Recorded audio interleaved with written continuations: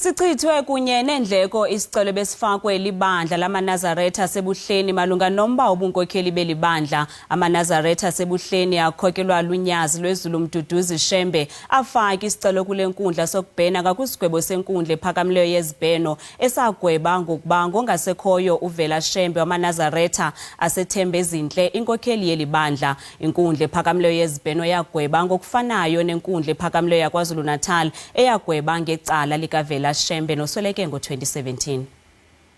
This court refuses leave to appeal on the basis that the matter does not raise an arguable point of law of general public importance which ought to be considered by this court.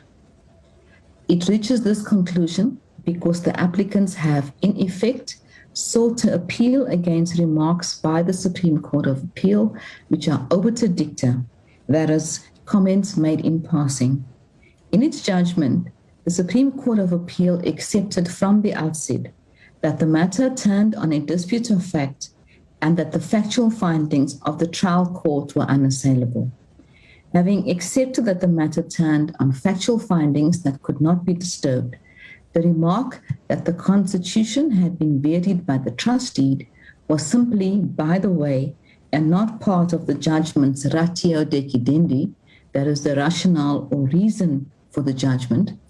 It follows that the applicant's appeal is an abstract and academic exercise at best, which this court ought not to entertain. In the result, the following order is made. Leave to appeal is refused. The applicants shall pay the respondent's costs, including the cost of two counsel. I hand down the judgment.